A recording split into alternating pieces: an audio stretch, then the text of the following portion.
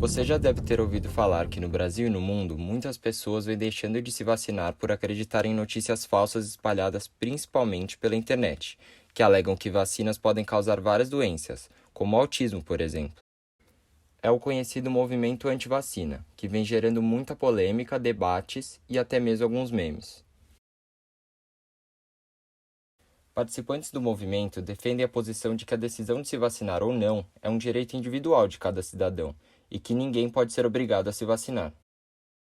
Alguns participantes mais radicais dizem até mesmo que a vacina é uma ferramenta de controle mental usada pelos governos sobre a população de alguns países.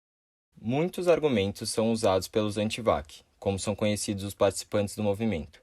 Mas uma de suas falas mais perigosas para a sociedade é a de que cada um pode escolher se vacinar ou não.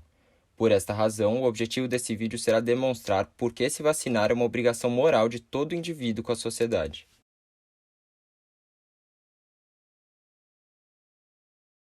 Se vacinar, uma decisão individual? Para entendermos esse debate, primeiro precisamos entender o que são vacinas e como funcionam. Apesar de muitos acreditarem saber o que são vacinas, seu funcionamento não é muito conhecido por grande parte da população brasileira, o que faz com que muitos acreditem nas mais variadas fake news que circulam por aí. O primeiro passo para entender como funcionam as vacinas é compreender como funciona, de maneira básica, o nosso sistema imunológico. O sistema imunológico é o que nos protege de invasões externas e é composto pelo sistema inato, que possuímos desde o nascimento, sendo nossa primeira barreira de defesa, que tem como objetivo evitar a entrada de qualquer intruso no nosso organismo, independente do que seja, e é composto por muitos componentes, como a pele, uma barreira física, ou leucócitos, que fagocitam invasores, e pelo sistema adaptativo, que é ativado pelo contato com agentes infecciosos. As vacinas estão relacionadas ao sistema imunológico adaptativo. Quando uma bactéria ou vírus invade o nosso corpo, células do nosso sistema imunológico, depois de analisarem do que se trata a invasão, produzem armas específicas para aquela bactéria ou vírus, chamadas de anticorpos. Porém, para que a identificação dos invasores e a produção dos anticorpos específicos seja completa, o organismo precisa de algum tempo, o que pode levar dias, podendo dar muito tempo para os invasores agirem, arriscando prejudicar severamente o nosso organismo. Mesmo assim, geralmente nosso corpo é capaz de controlar as invasões. Considerando que somos infectados várias vezes por dia, se nosso corpo não conseguisse controlar, estaríamos todos mortos. Para que em uma possível segunda invasão de uma mesma bactéria ou vírus, nosso corpo não demore tanto para responder, a amostra das receitas daqueles anticorpos criados pelo nosso corpo são armazenadas nas chamadas células de memória, com o objetivo de que na próxima vez que formos invadidos, após a identificação do agente agressor, as células de memória sejam acionadas e a produção de anticorpos seja muito mais rápida. Essas amostras podem ficar guardadas até o fim da vida de uma pessoa, podendo torná-la imune a essas doenças. O problema é que alguns invasores são muito fortes, e o tempo de resposta do nosso sistema imunológico pode ser demorado demais, e até lá os invasores já fizeram grandes estragos, podendo deixar sequelas permanentes ou até mesmo levar à morte. Foi pensando nesses casos que inúmeros estudos foram e ainda são desenvolvidos buscando a criação das vacinas, que utilizam uma forma enfraquecida ou inativada do agente causador da doença. Ao serem introduzidas, as vacinas possibilitam ao nosso corpo criar células de memória para aquele invasor específico, sem expor o nosso organismo à doença de fato, fazendo que em uma possível invasão real, o nosso corpo já esteja pronto para o combate rápido, nos tornando imunes a doenças com as quais nunca tivemos contato. Mas não é sempre assim. No caso de algumas doenças como coqueluche, tétano, meningite meningocócica, entre outras, as vacinas não geram proteção para a vida toda, sendo necessário dose de reforço. Os programas de vacinação foram bem-sucedidos em muitos lugares do mundo. Doenças gravíssimas como o sarampo, a poliomielite, a coqueluche e várias outras foram praticamente erradicadas por todo o mundo. Porém, com a onda anti-vac causada geralmente por falta de conhecimento e notícias falsas, doenças como o próprio sarampo voltam a ter um número elevado de casos confirmados, o que vem trazendo muita preocupação para os profissionais da saúde. Existem sim alguns riscos ao se tomar vacinas, mas eles são baixíssimos e geralmente de baixa intensidade, e em sua expressiva maioria preveníveis, já que estão relacionados a condições de debilidade imunológica ou alergia a algum componente da vacina. Estima-se que menos de 1 em cada 1 milhão de pessoas experienciam reações perigosas a vacinas comuns. Os riscos de andar de carro ou até mesmo de caminhar por uma cidade são muito mais altos. Também é importante destacar que, para serem comercializadas, as vacinas têm que passar por rigorosas avaliações e testes de segurança, realizados por órgãos governamentais de cada país. No Brasil, essa avaliação é feita pela Agência Nacional de Vigilância Sanitária, a Anvisa, órgão regido pelo Ministério da Saúde. Ou seja, a não ser que se trate de fato de uma grande conspiração, as chances de vacinas causarem autismo, por exemplo, são baixíssimas, já que riscos como esse teriam sido identificados nos testes.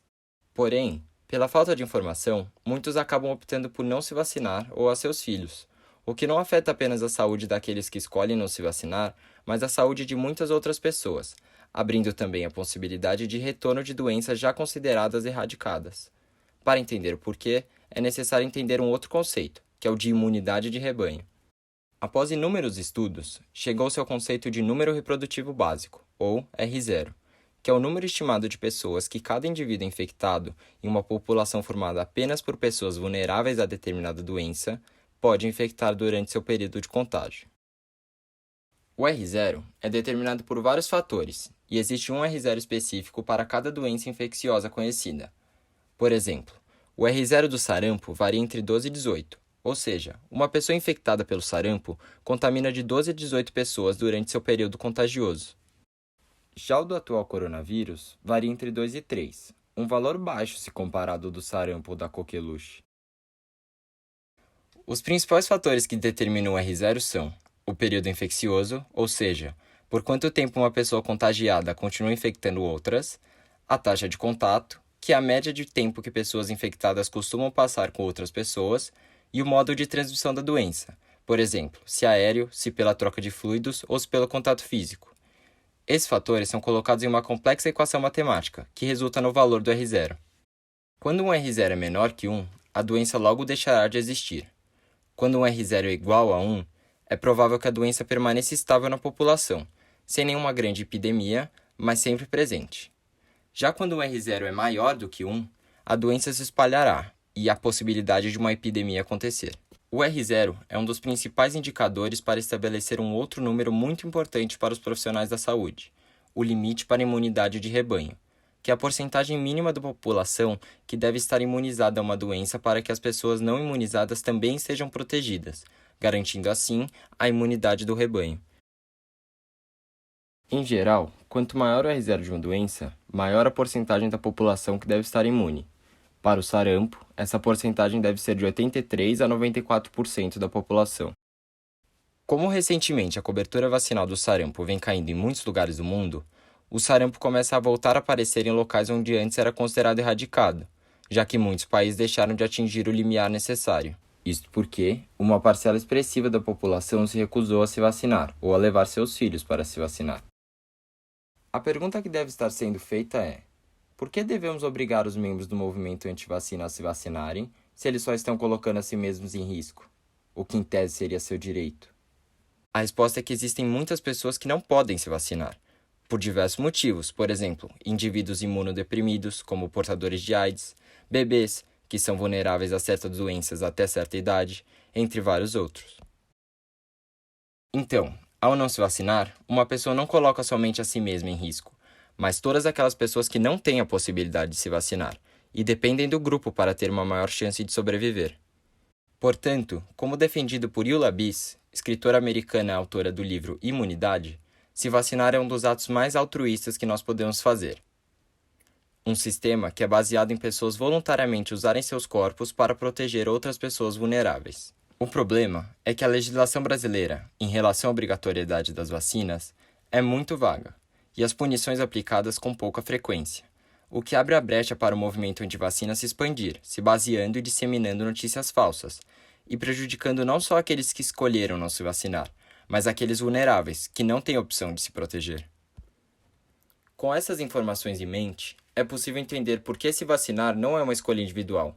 E fica aí o questionamento: será que a legislação brasileira não deveria ser mais rígida em relação à obrigatoriedade da vacinação?